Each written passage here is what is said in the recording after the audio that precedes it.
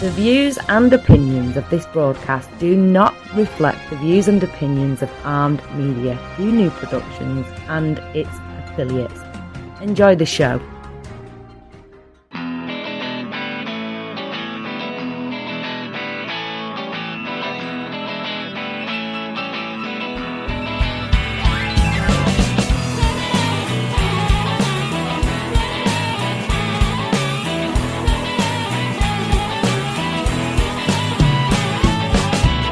Teflon Pan Man. I'm the Teflon Pan Man. Ain't nothing gonna stick on me. Hello, everyone, and welcome to All You Can Eat. I'm your host, Rob Rosenthal. Episode 105 tonight is a conversation with Danny Meyer, well-known, highly respected industry expert, one of the foremost restaurateurs in the history of our fine country, the author of a book called Setting a Table, the Bible for the hospitality industry, and a serial entrepreneur. Without further ado, my conversation with the great Danny Meyer.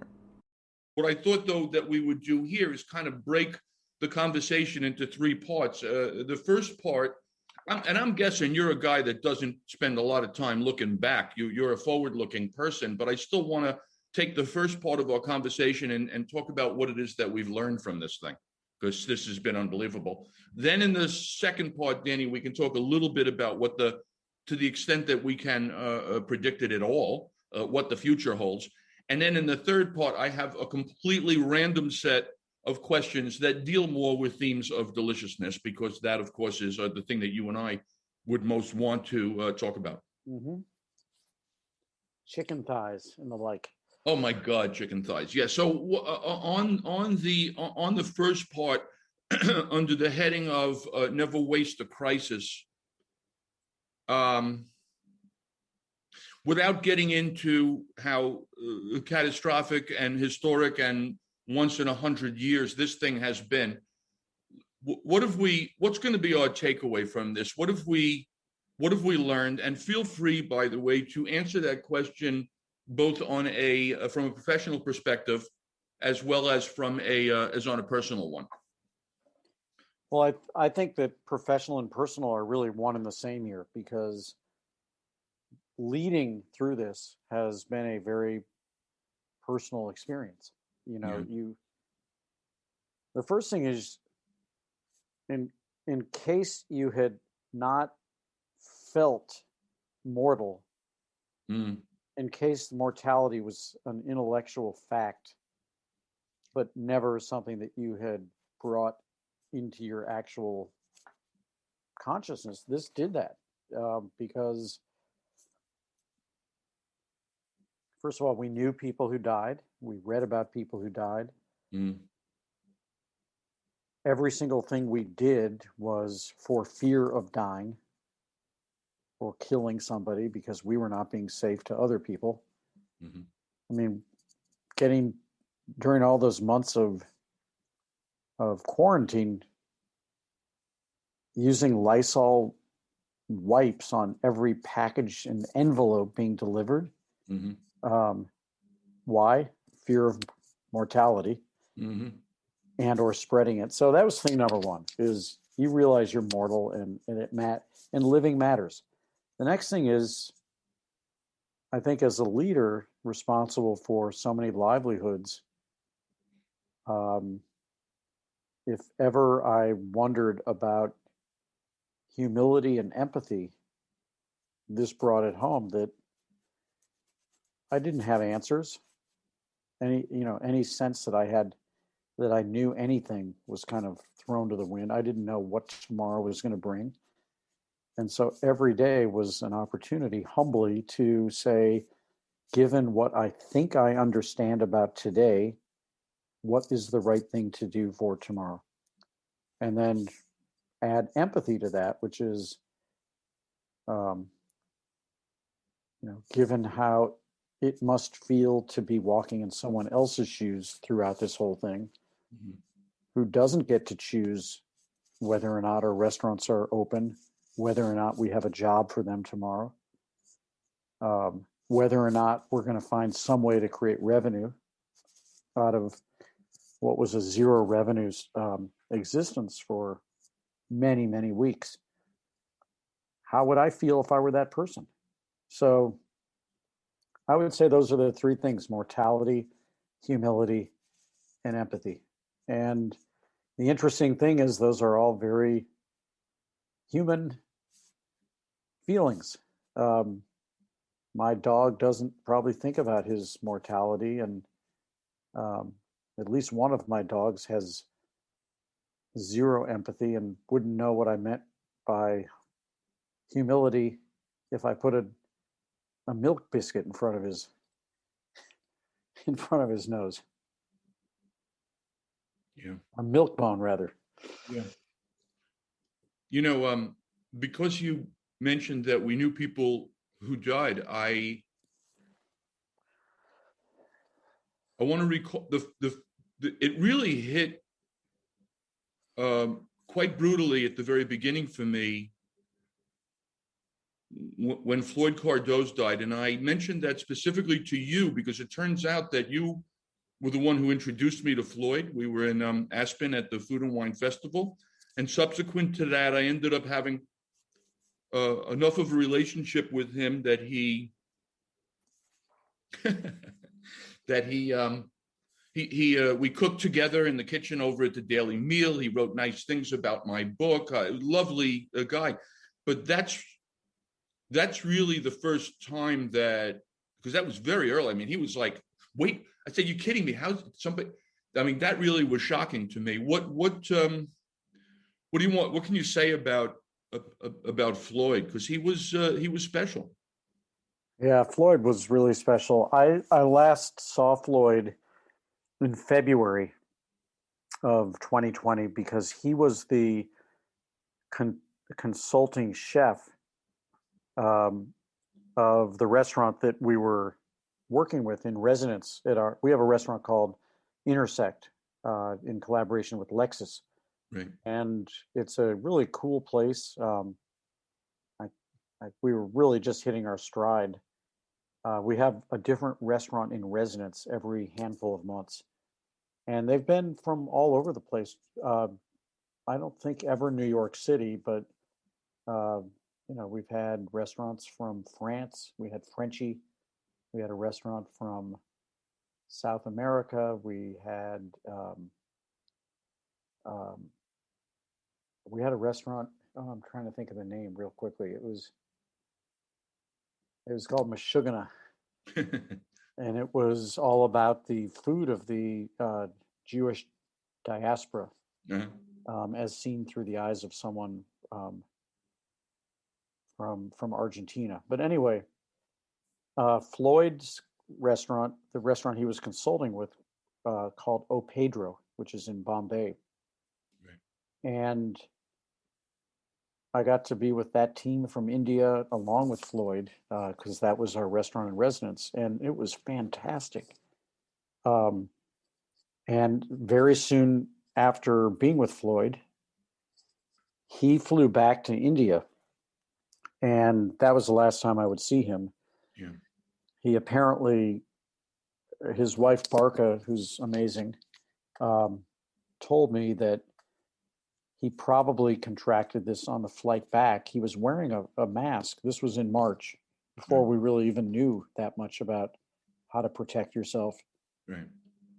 But I never got to speak with him. We had a couple texts when he was in the hospital, but he couldn't speak. Yeah. And it was just the worst day and the worst handful of days after that. We couldn't stop crying. We had an amazing memorial service on Zoom, which would be the first of a handful that I would have had over the past year. Yeah. He was beloved. Floyd, I got to know Floyd so well, both from Tabla, which was a 13-year run before it closed. Yep. And then he and I opened North End Grill together. Right. Which was probably a mistake in retrospect. I think that we were both so much in mourning over the end of Tabla that we said, let's find something we can do. North End Grill was probably not the right role for Floyd. And he went on to open his own place after that, which was ultimately called the Bombay Bread Bar. Right. And it was kind of like the downstairs version of Tabla. Right. But anyway, Yeah. great human being, and miss him a lot. And we're coming up on the 1-year anniversary of his untimely death. Yeah. You mentioned maybe you shouldn't have done the North End Grill. Do you? But as someone who, I'm assuming, well, let me not assume anything. Do you have regrets about things, or are you too forward-looking to contemplate past regrets? Oh, I'm very forward-looking. You're absolutely right, and I don't have regrets. I've always felt that honest mistakes yield really, really strong learning opportunities. I think dishonest mistakes should just be outlawed. Yeah. I don't have much patience for that, but it was a very, very well-intentioned mistake. And the two parts of the mistake with North End Grill, which was a terrific restaurant, Yeah. just number one was, I always thought that we could overcome the old restaurant maxim, location. Right. Not so much with North End Grill. First of all, New Yorkers had never heard of North End Avenue, Right. Which is a north-south street in Battery Park City. Mm-hmm. And if you ask the average New Yorker, where's Battery Park City, they'll say, oh, it's a suburb of Cincinnati. Right. And the commute is just about as long, which is not true, but that's how New Yorkers feel. This was just it was a bad location, an unfortunate location for a really good restaurant.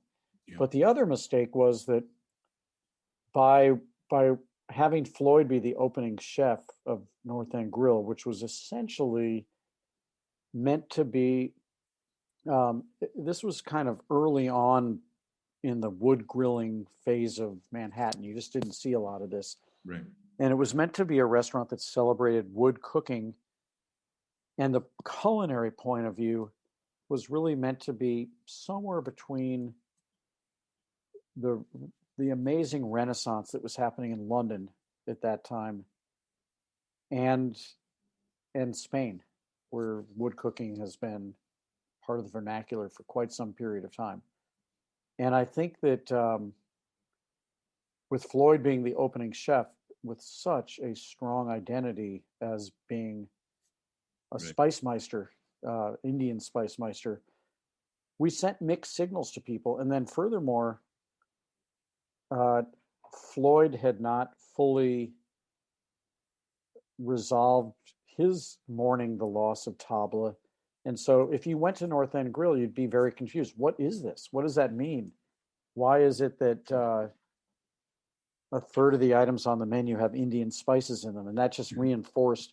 In fact, we even brought some of the cocktails from Tabla, the Kachumber Cooler for one. So in that respect, it was a mistake, but we weren't done working with each other. And I have no regrets that we gave it a go. And, you know, we came to the agreement that it wasn't working and stayed friends. And I'm a forward-looking guy. Now, before we actually look forward, I saw you on, or heard you, I should say, on Clubhouse. And so I would ask you what you make of Clubhouse. And then there were two things that happened on Clubhouse, Danny, that were funny for me. One is that I mentioned that I was down here in Florida and made a point of going to Joe's Stone Crab, and you correctly identified everything that I ordered at Joe's Stone Crab. So, I mean, that was funny for me. But the other thing was I don't remember having ever heard the Obama showing up at Maialino story. So there are three things for you to riff on, Danny. One is Clubhouse, what you think of that. The second is Stone Crabs, and the third is tell the folks about President Obama showing up at Maialino and how you had to break into your own restaurant there. Well, I'll start with Clubhouse. I think it's a really cool platform. And I was trying to describe it to a friend, and I'm sure I'm wrong about this, but I said it's like there's part of it that takes me back to being a kid growing up in St. Louis, and we had a radio station. We still in St. Louis called KMOX, and Hmm. KMOX was the voice of the Cardinals and the Blues, and KMOX possibly because it was smack dab in the middle of the country in St. Louis, but also because of the power of the broadcasting tower. We would go on family vacations, or I would go to summer camp as far away as Wisconsin or Arizona, even Florida. And if you if you got your transistor radio just exactly right, you could pick up KMOX from all over the country, That's funny. and almost like a ham radio. Right. Which as a kid, that was also pretty cool, hearing foreign languages coming through on your Grundig ham radio. Right. So Clubhouse feels like one part ham radio or KMOX because you can pick up like Right. talk radio from everywhere, and then one part podcast, but with a live audience, where the people doing the podcast, um, and the reason I'm talking about radio and podcast is you don't see the face of anybody, Right. which is, I know that may seem like an obvious thing, but for someone who has the kind of face that only a podcast or radio can love, Right. that's a good thing. Yeah. Very good. So it's just like the opportunity to have an interactive exchange with an audience while you're doing radio or podcast. That's pretty cool. And we just haven't seen that. It's also long form, so you can actually go into some ideas that you don't get on, a typical radio interview. Right. So I love that part of it. I'm learning about it. And I think the thing that'll be most interesting for me personally is, will I have time for it? Because unlike other social platforms like Twitter or Instagram, where I can consume it as quickly as I want to, Right. I don't know how to consume in an incredibly quick form kind of way. So I'm going to be watching that very, very carefully. I'm just letting the dog out right here. Yeah, And that's good. I just would say about that I'm glad to see that you're wearing pants, because that has been a problem for some people in the Zoom world. yeah, I've made a practice out of doing that. I just feel like it's been wise. Yeah. Anyways, I don't judge those who don't, but it Right. works for me, especially when it's 19 degrees outside in March.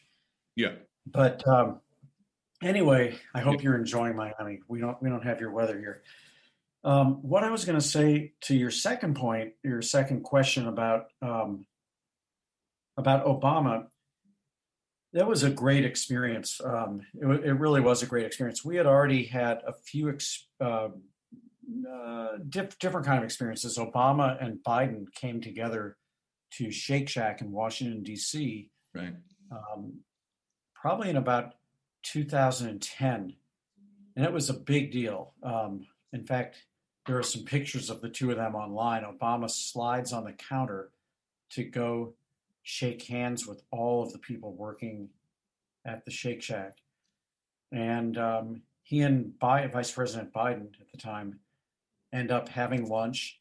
And they were there because they wanted to spotlight how even a quick serve restaurant, not that Shake Shack is particularly quick, but even a quick serve or limited service restaurant could pay its workers, well above minimum wage, which we were doing back then in Washington.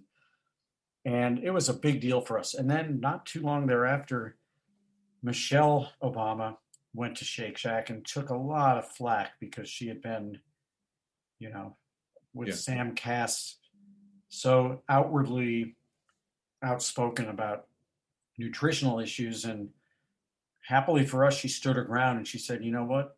I never told people to stop having burger and shake, but I would just say when you have it, make sure that it's well sourced, and there's a difference between good calories and bad calories.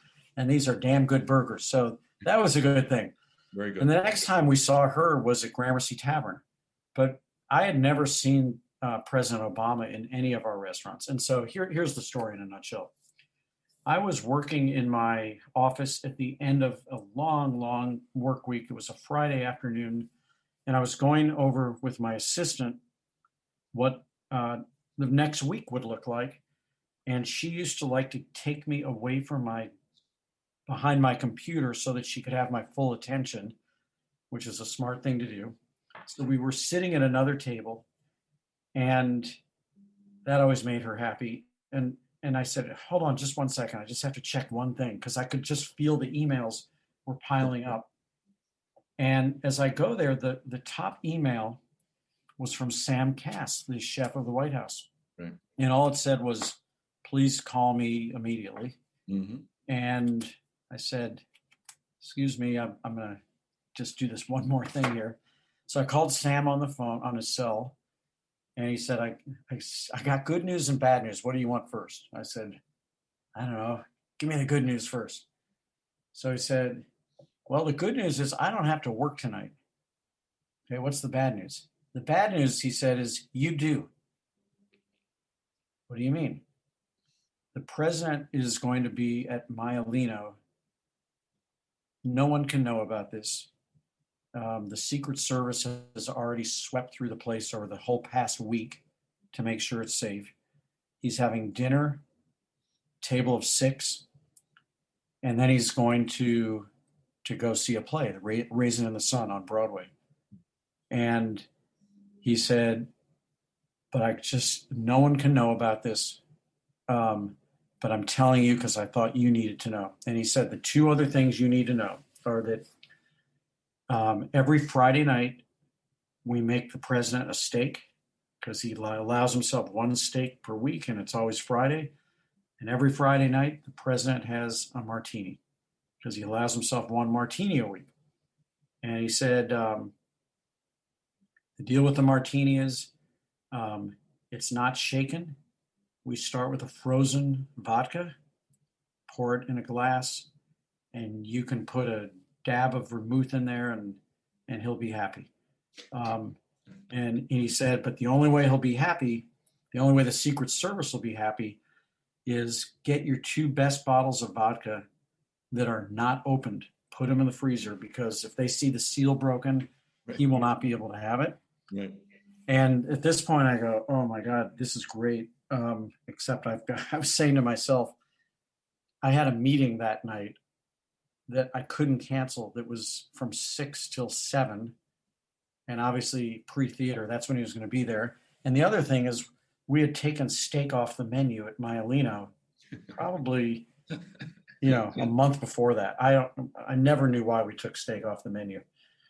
But it just so happened at that moment, the general manager from Union Square Cafe was in our office, and I couldn't tell him why, but I said, Sam, you need to deliver. You guys still have that steak for 2 on the menu at USC, right? And he said, yeah, of course we do. I said, I need you to deliver 2 of those to Maialino no later than 5 o'clock this afternoon. And to his credit, he didn't ask me why. I said, I'll take care of having one restaurant pay the other. Don't worry about it. And so we had the steak, we had the martini, but what I couldn't do, my meeting is done. I've made my meeting end a little bit early, and it's 7 o'clock. I couldn't even get through Gramercy Park to cross the park from Gramercy Park South to Gramercy Park North to get to my restaurant. Yeah. There were police barricading Gramercy Park West, Gramercy Park East.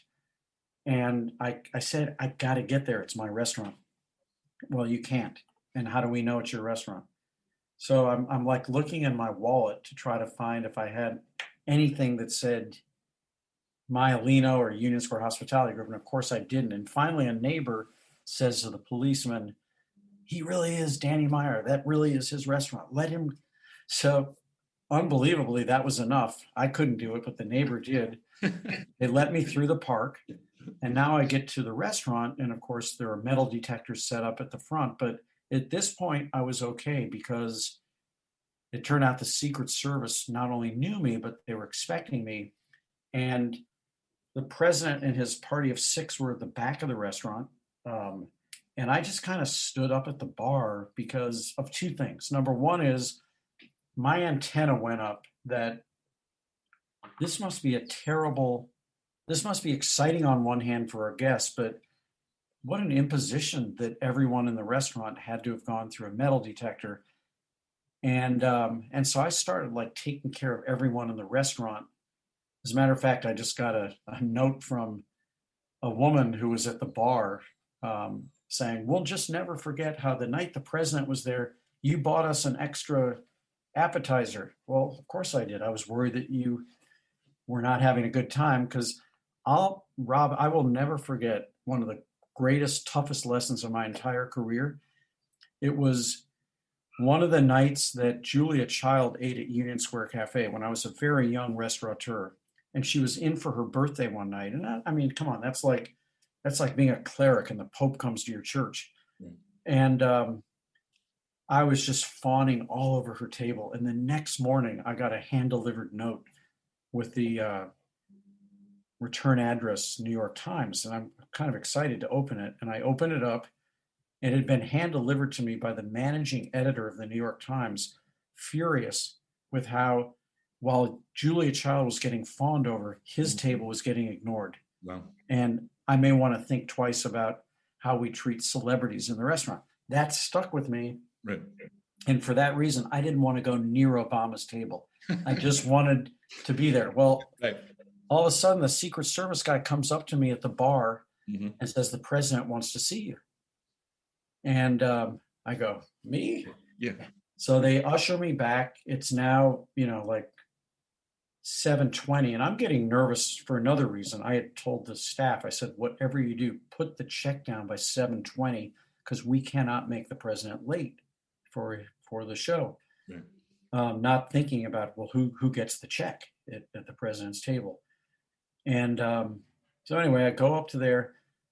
They bring me over to the table. Obama stands up, puts his arm around me. The entire restaurant like comes to a complete stop, and everyone is like rubbernecking, like, what's going on here? And so now I went from a position of trying to hide in the background to being sort of the center of attention. And he just said the nicest thing to me. I didn't share this on Clubhouse, but he said, "I just want you to know how grateful I am to your grandfather. I would not be president if it weren't for your grandfather, Irving Harris." Well, and I mean, what a cool thing to hear. It turned out my late grandfather, who lived till he was 94, was a student and an advocate of 0 to 3 brain science and early childhood education.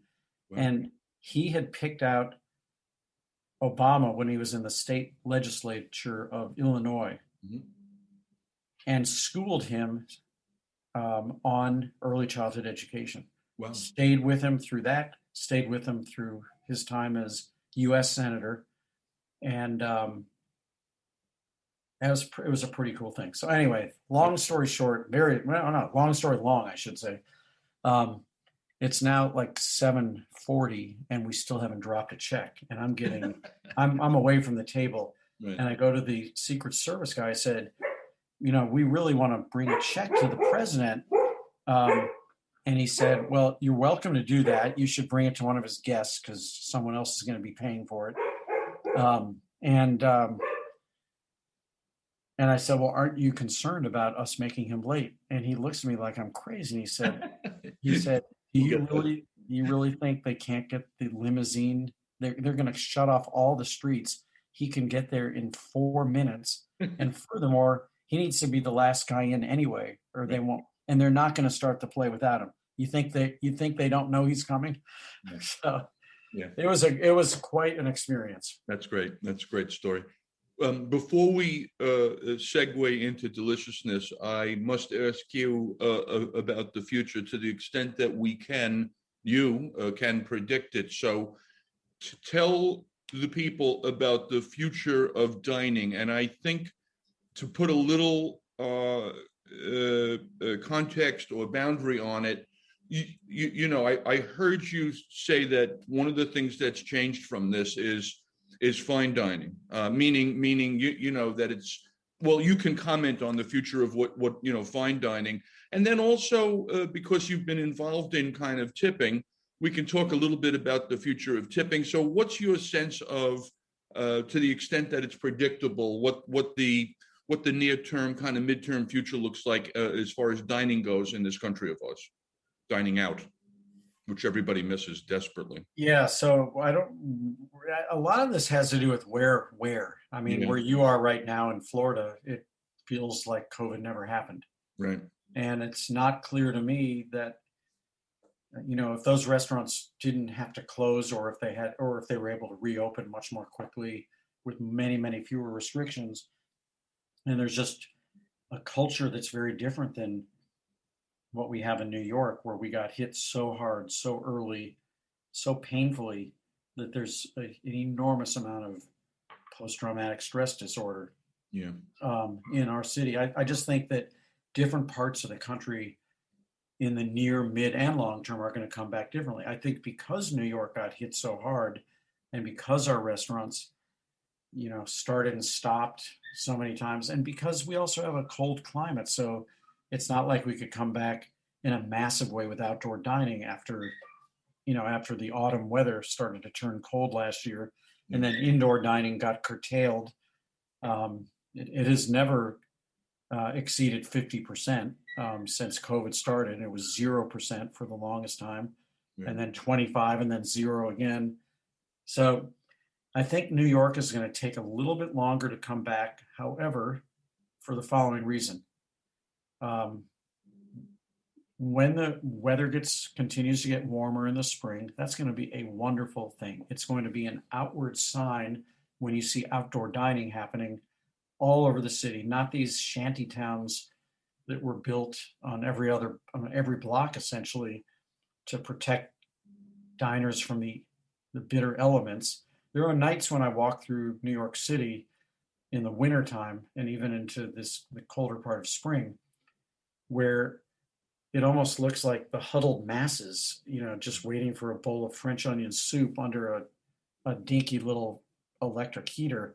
It's not a whole lot of fun. That said, warm weather, more vaccinations, pent-up demand, 50% dining indoors is going to yield a very, very quick renaissance. And I hope that if the statewide figures continue to be strong, that we will soon enough get the confidence to have 50% turn into 100%. And then really the only thing missing is going to be tourism and business travel and office occupancy. Now those are the big three, because without a dense office occupancy, you're just not going to see lunch business in a fine dining restaurant anywhere near where it needs to be or should be.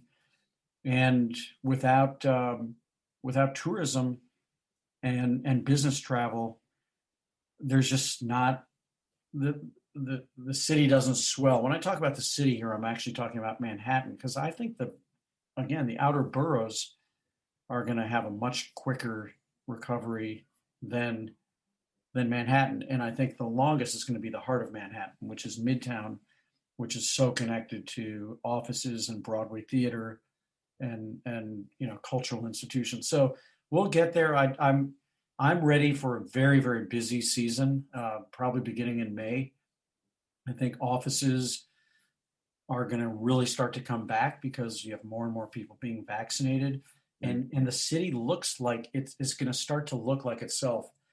If you love New York, or if you live in New York and you love living in New York, part of what you love is that there's a lot of people there. You love the fact that even if you're not dining out tonight, there's a live restaurant you can walk by full of people that feels good. And I just have to say, it has not felt good, and it has not felt like New York.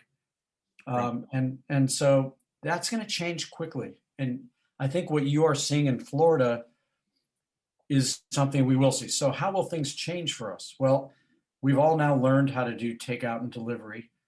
I don't think that's what people are going to do every night, but I think a lot of that habit and that new learning is going to stick. I think that outdoor dining is going to stick, and those things could be exactly what our industry needed to add the icing on the cake, without which it's been hard to make economic ends meet. So when we have full restaurants and we have outdoor and we have takeout and delivery and shipping across the country on Goldbelly, Yep.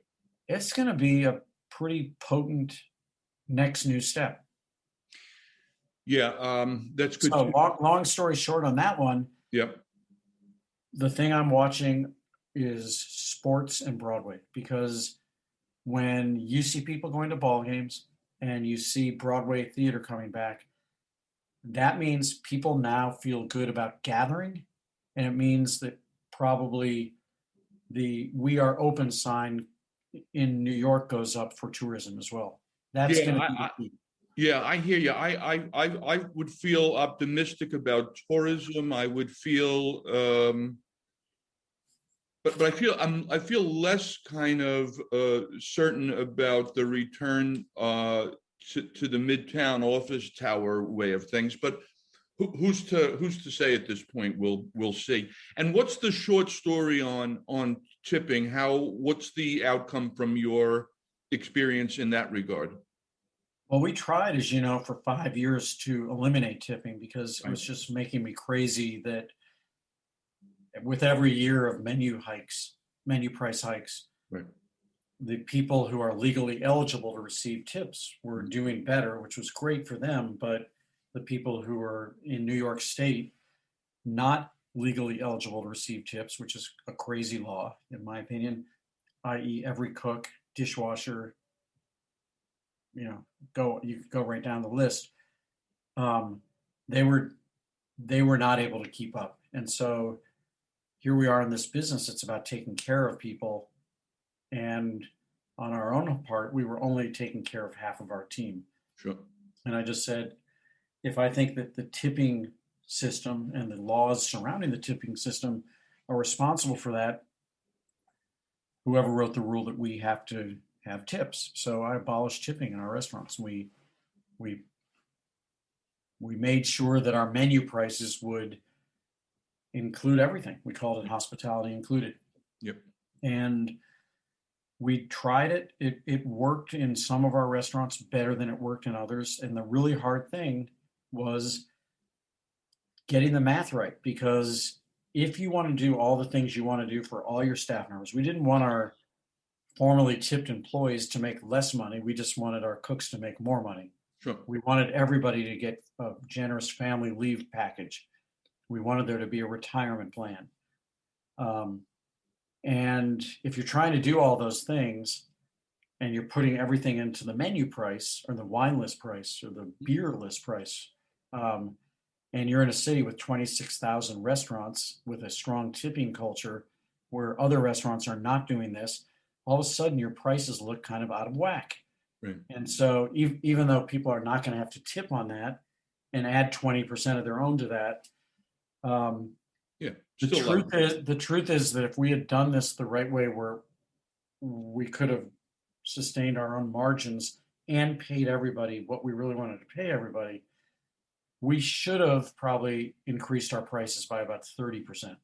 And we only increased them by about 22%. So it's just, in the end of the day, the customers were pretty fine with not tipping, but we just couldn't make it work for our staff or our investors the way we wanted to. And then when COVID hit, and we finally had the opportunity to call some staff members back in last summer for outdoor dining, it got really hard, because the guests were like, come on, are you telling me I can't say a big thank you to Susie or Johnny for how well they took care of me? Right.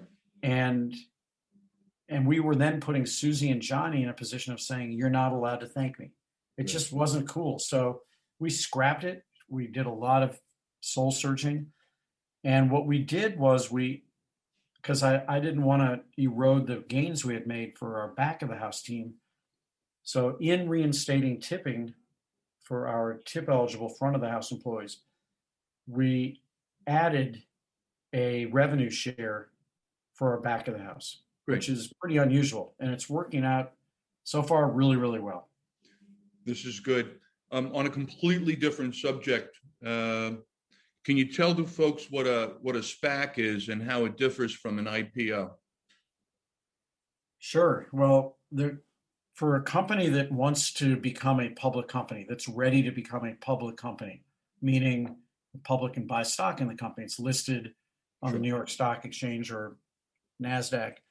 There's really three ways you can get there. It's almost kind of like, I don't know if you use the GPS system when you're driving. I like Waze. Me too. And I will often look at the routes, and Waze always gives me three options. Right. We know where you want to get, and here's three different ways. And one of them is always a little quicker, and one of them is always a little less expensive with tolls, and one of them might be more scenic. Right. One of them may be exactly the same amount of time, but it more miles to get there. So I'm going to use more gas. Right. Well, it's kind of the same way. There's three different ways if you decide that you're ready to become a public company, there's three ways you can get there. One is an IPO, and you hire a bunch of investment banks and they go sell it to the public and charge you a bunch of money, and there's all kinds of laws about what can and cannot be disclosed by the company that's being public about its future projections. Actually, you disclose everything about the past, but there's very little that you can disclose about what you think about the future. And that's how Shake Shack became a public company, through a traditional IPO. Right. It is the most time costly way to become public. The gestation period for an IPO can be a year and a half. It can be longer. And part of the reason it can be longer is that the date that you file to become public could coincide with a bear market or a bull market, and you have no idea. You cannot possibly project where the market's going to be when you start off on your journey. And your ability to raise money will be very, very much connected to what the market's doing. All right, so that's one way. Another way is a direct listing. And in a direct listing, the company becomes public, but the company doesn't need to raise money, and they're not using the IPO, the initial public offering, as a way to raise money to put on their balance sheet, because they already have more than enough money. They just want to be a public company because they want the currency that being public creates to reward their staff members with stock options, etc. That if you don't need money, that's a very, very good way to go. Sure. What a SPAC is, it stands for Special Purpose Acquisition Company, and it is a third way. And this is something that we started. It's called USHG Acquisition Corp. And it's now listed on the New York Stock Exchange as HUGS, HUGS. And what a Special Purpose Acquisition Corp does is it's basically selling a grab bag. And we sold the grab bag to a group of institutional investors. And they all start at $10 a share. This is kind of crazy. We're learning by the day. And the company USHGAC is now listed, but it doesn't have any operations. It's not like a typical company you would invest in. Right. It's a company that exists for one purpose and one purpose only, and that is to merge with an operating business that is ready to be a public company, and to take our grab bag, or the money that we raised. In our case, it's all public information. We raised $270 something $270 million. Mhm. We have that's sitting in an untouchable bank account, and we have a year and a half by To law, spend it. Right. and no more than a year and a half, Right. to identify a company to partner with. And when we do, that company will become part of our company first. So they won't have to go through the year and a half gestation period to become public. Sure. So we can get them there really, really quickly. And we can furthermore make a sure bet for them as to how much money they can raise, because they won't have to worry about where the marketplace is. What we do, what SPACs do, is they raise something called a PIPE, which stands for private investment in a public equity. Private investment in a public equity. And what that means is that we could partner with a business that is ready to be public, whose market cap may be north of $1 billion, even though we only raised $270 million. But by virtue of bringing in other investors, that company fills our SPAC. And this is crazy, the day we de-SPAC, we go away. We are no longer a publicly listed company, hugs on the New York Stock Exchange, and that company becomes the public company. So it's a fascinating thing. And you may say, well, why are you so interested in it? Well, because I've always believed that companies that do business in a certain way tend to perform better in the stock market. And those are companies that believe the best way to create the best outcome for their shareholders is actually to make the shareholder the fifth priority, to make the input the people who work there. So companies that first take care of the people who work there, so that the people who work there do extraordinary thing for their customers, the second stakeholder, and then that those companies care about their community and invest in their community. That's the third stakeholder, the fourth being the suppliers. And I think when you do that, you create a virtuous cycle where the shareholder ends up making more money. And I can tell you that that's how we've always operated Shake Shack, but I see this in company after company, public company, private companies that do that do better over the course of time. And so what a SPAC does, and what we did when we were raising our money, we told prospective investors what our focus was. And you see that there are some SPACs whose focus is a specific sector, like alternative energy or entertainment or sports. In our case, it's culture. We are focused across many sectors, but we will only invest in a company and partner with a company whose culture is what we call enlightened hospitality. Speaking of culture, what I want to do in our remaining time is talk about some of the deliciousness. And in this case, Danny, guys, we like to travel. I miss that kind of desperately. Now, as a variety junkie myself, I'm inclined, knowing what I know now, to go to a place that I have not been before, and yet I can tell you we've already booked trips, if they'll let us into their country, to places that I have been before. Where are you? Two things. Where are you most kind of looking forward to going when you can go? And do you already have something booked? I'm getting very, very close. Easy answer for me is Italy, which is a place I've been more times than I can count. Right, exactly. And I always learn something new, and it's great because it's a combination of the comfort of going more deeply into something I know, but also finding all kinds of things I never knew about it. And we're coming close to booking a trip there. A lot of weddings got postponed in this past year. Yep. And it turns out that there's a wedding that was twice postponed that is in London. I can't wait to go back to London. There's another wedding that was twice postponed in Greece.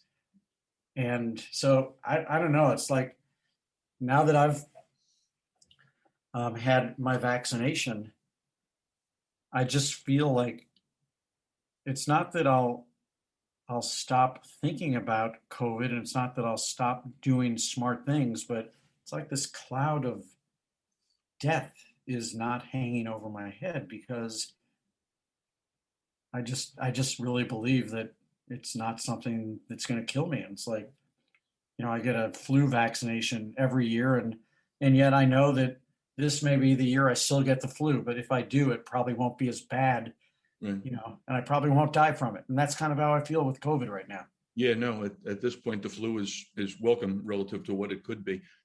Your lovely daughter has gone into the restaurant/hospitality business. How do you feel about that, and what advice did you give her? Well, I feel great about it, and I give advice when asked, and otherwise I keep my mouth shut and I cheer her on. I've given her almost no advice when it comes to what this is Hallie, and her business is called Cafe Pana. Mm-hmm. I don't tell her what should go into her ice cream. I didn't tell her whether or not she should do these amazing pop-ups that she does on Friday nights where she sells pasta as well as ice cream, because she's a great cook and she doesn't need my input. Every now and then she'll have a question about leadership and management and business structure and that kind of thing, but only when asked. And cheering always, advice sparingly, and only when asked. I feel like, knowing you as I do, and I could be wrong, but I feel like some of the best advice you ever got was forget that whole legal professions, Danny. Don't go to law school. Get into the restaurant business. But if not that, what's the best advice that you feel that you've ever gotten, whether it's business or personal?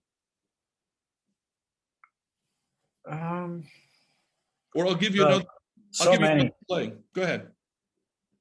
Well, come on, give me my lifeline. Well, your lifeline is this. Who do you're a leader of not only a company but an industry. Who do you look to? Who inspires you, or who do you look to for leadership, or who would you go to for advice? Well, I have a great board of directors, which is made up of people I do go to for advice. And you can go to the Union Square Hospitality Group website and see every single one of them. In fact, I put them all on the board of USHG Acquisition Corp as well. Mm-hmm. But there's a person I do turn to all the time, whose name I mentioned earlier, which is my late grandfather, Irving Harris. And he was a very successful businessman. He was in the investment business before becoming full-time engaged in philanthropy. Unlike me, he was not an entrepreneur, although he and his brother started a company in the 1940s called the Tony Home Permanent Company. Famously, they had a testimonial TV advertisement called "Which Twin Has the Tony?" They had the Tony twins. One of them had gotten a permanent in a beauty salon, and the other had used his products. But his business invested in other businesses, and I'm sure that that's why increasingly in my life I've come to the conclusion that while I am an entrepreneur Mm-hmm. and a seed investor, like every restaurant we've ever opened, we started. We've never bought someone else's restaurant. However, over the last 5 or 6 years, we've been in the investment business because we realize there's not enough hours in the day to come up with all these great ideas, and we're not smart enough anyway, but we're pretty good at identifying really good leaders. And so I've been having a great time with that part of my professional life. Even before the SPAC, we have Enlighten Hospitality Investments, which is an earlier stage company, and we've invested in some good ones like Goldbelly, the place in New York City called Dig, Resi, the reservation company. Sure. Bonza, which is chickpea pasta, and a killer chickpea pizza crust that you should try sometime, and just make your own pizza with that. Anyway, leaving that aside, the I advice that my grandfather gave me, which is so helpful, is he said, for whatever reason you picked a public facing business to be in, you didn't have to do that. There's a whole lot of businesses out there that are not. And he said, so as a result, there's going to be a lot of public discourse over how you're doing and what people think of it. And he said, whatever you do, just remember, you're never anywhere nearly as good as all the good things they're saying. And you're never anywhere nearly as bad as the bad things that they will say. Your job is to remember what your core is, stick to your values, try to listen to the stuff that can be constructive to help you improve, and just go forward. And that's just been so helpful because he's right. I can't argue his point. Excellent. I want to thank you.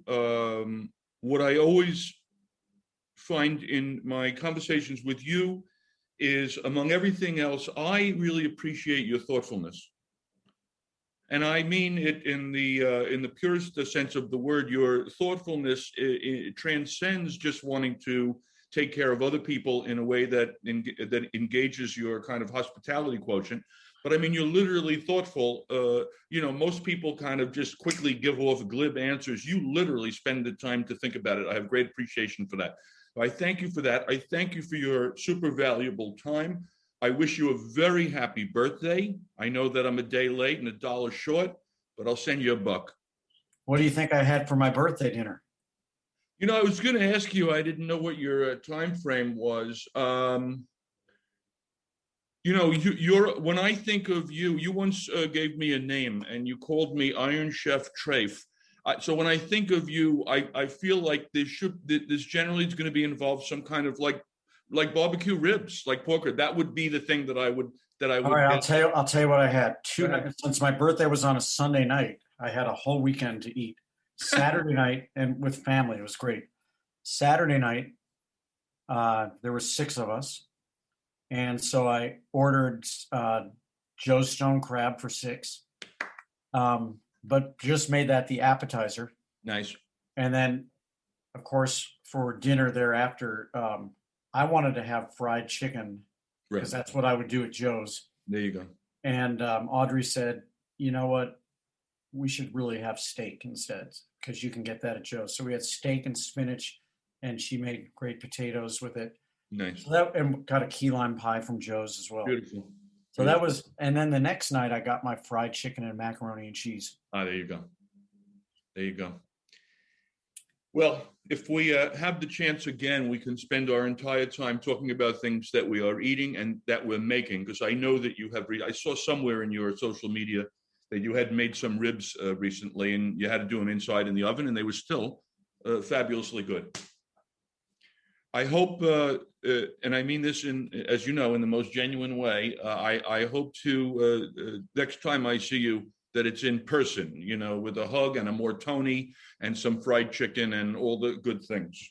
Last time, me too, Rob, and here's what I'll say. Last time I saw you was the last time I went to Broadway, and we were both at the Talking Heads, or the David Byrne show. Yeah, we got lucky. Gotta get back to Broadway. I can't wait, actually. I have a friend that has a lead role in the Bob Dylan Girl from North Country. I feel terrible about all of those people. And yeah, I look forward to getting back. I also saw, by the way, that you should know what's her name? That's not important. A treat to be with you. And next time in person, my friend. Love to the family. Love to you, Robbie. Bye. You too, brother. That's it for this evening, my friends. Back next week with All You Can Eat. Remember, life is short, so never waste a meal. I'm the Teflon Pan Man. I'm